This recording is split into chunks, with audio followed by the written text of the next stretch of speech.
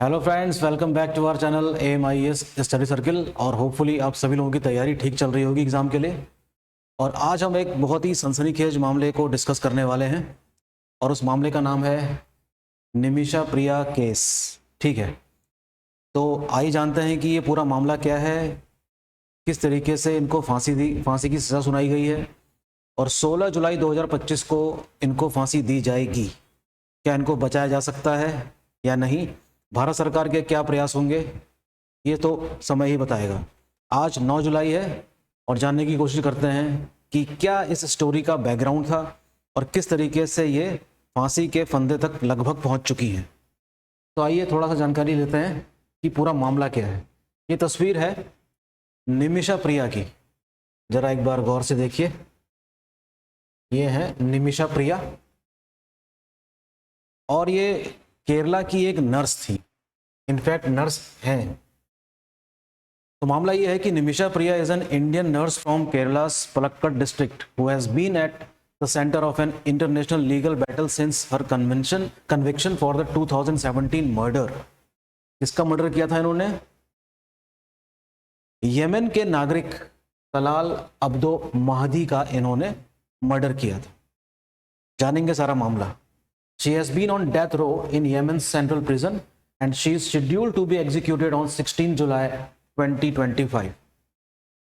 फांसी के फैसले की घड़ी बिल्कुल नज़दीक आ रही है, लेकिन तमाम प्रयास किए जा रहे हैं कि किस तरीके से इसको फांसी से बचाया जाए। तो पहले जानते हैं कि मामला क्या है, the cover story. What exactly happened, आखिर हुआ क्या था कि इन्हें फांसी की सजा सुनाई गई है यमन के द्वारा। In 2008, Priya moved from Kerala to Yemen for work।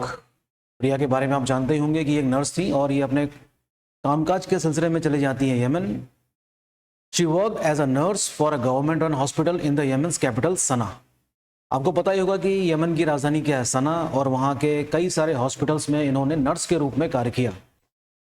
In 2015, Nimisha started her own clinic, Al Aman medical clinic इनका नाम है, with the help of Yemen citizen Talal Abdo Mahdi. ये जरूरी है कि अगर आपको कोई अपना काम शुरू करना है यमन जैसे देश में, तो आपको पार्टनर बनना पड़ेगा यमन के किसी नागरिक का। तो इनके संपर्क में कौन आया? इनके संपर्क में आता है तलाल अब्दो महदी, जिसका कत्ल किया गया। Nimisha and her husband, Nimisha की शादी हो चुकी थी पहले ही और इनके पति का नाम है Tommy Thomas, forward this clinic early in 2015। Okay, In late 2014, civil war was broke out in Yemen। आपको याद होगा, काफी पुरानी बात हो चुकी है, लगभग 11 साल पहले यमन में एक गृह युद्ध छिड़ गया था और काफी चर्चा में था उन दिनों। फिलहाल हम उस मामले में डिस्कस नहीं करेंगे, फिर भी ये जानने की कोशिश करते हैं कि वो सिविल वॉर किस किस के बीच में हुई थी। ये एक कह सकते हैं कि कई गुटों के बीच में हुई थी। मेन कौन थे? Between Rashid al Alimi led presidential leadership council and the Mahdi al-Mashat led supreme political council along with their supporters and allies। इन सबके बीच में एक प्रकार का गृह युद्ध छिड़ गया था। तो जाहिर सी बात है कि जो सामान्य जनजीवन है वो प्रभावित हुआ होगा उन दिनों।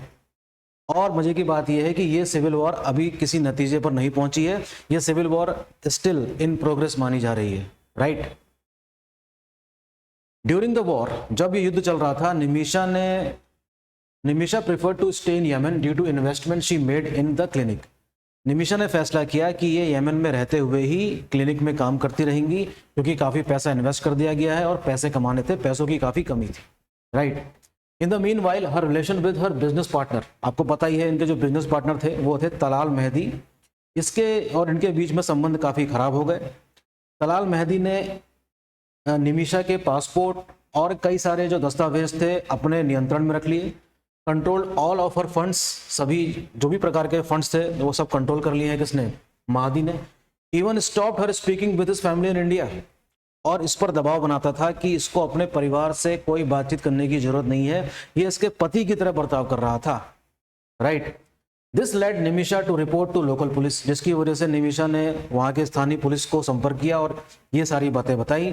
But police did not intervene in this case, police ने मामले में दखल देने से मना कर दिया और एक तरह से कह सकते हैं कि निमिषा वॉज हेल्पलेस।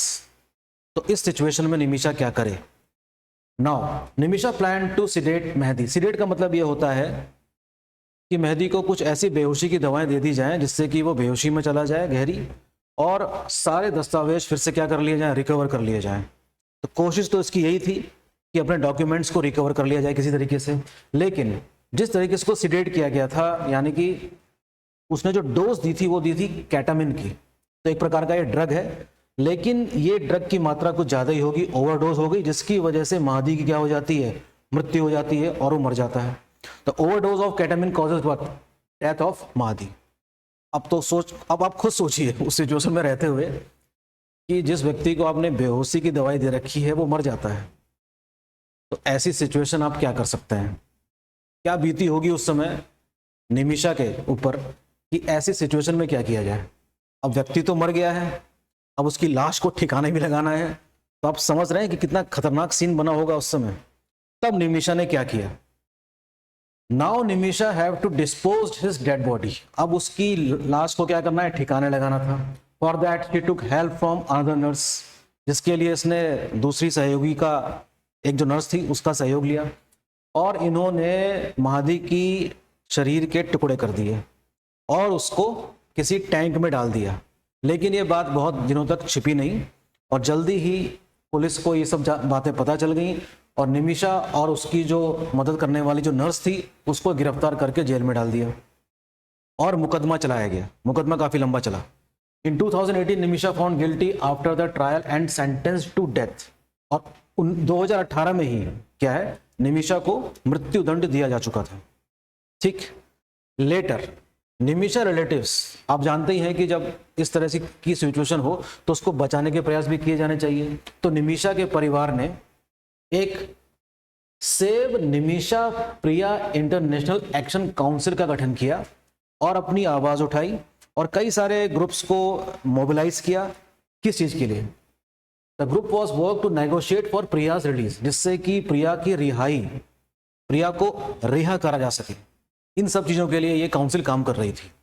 और शॉर्ट में मैं बताता हूं आपको, जून 2024 तक इन सभी प्रयासों के द्वारा लगभग $40,000 का फंड रेज भी किया जा चुका था। $40,000 बहुत बड़ी रकम है वैसे। This fund shall be provided to Talal's family as a blood money. So we have a key term here, what is blood money? ये ब्लड मनी क्या है? तो हमको पता चलता है कि ब्लड मनी एक ऐसी रकम है जो किसी के अगर क्षति पहुंच जाए, किसी की मृत्यु हो जाए, उसके एवज में दी जाने वाली क्या है, धनराशि है। उसी को कहा गया क्या, ब्लड मनी। तो in some of the Islamic legal system एक टर्म आता है जिसका नाम है दिया। दिया is a form of blood money paid to the family of a victim as a compensation for harm और डेथ। तो ये जो रकम है, ये जिसकी मृत्यु हुई है उसकी परिवार को दिया जाए। फिलहाल मामला कोर्ट में है। मामला कोर्ट में क्या है, सजा सुनाई जा चुकी है और 16 तारीख को निमिषा को फांसी होनी है। अब हम देखने की कोशिश ये करेंगे कि भारत सरकार की तरफ से क्या प्रयास किए जाते हैं निमिषा को बचाने के। तो आज 9 जुलाई है, ठीक है। देखिए अभी 4-5-6 दिन का समय है अभी हमारे पास, भारत सरकार के पास। देखना होगा आपको कि किस तरीके से भारत सरकार निमिषा का पक्ष रखती है। तो बने रहिए इस खबर में, काफी सनसनीखेज मामला है। थैंक यू, मिलते हैं अगले लेक्चर में।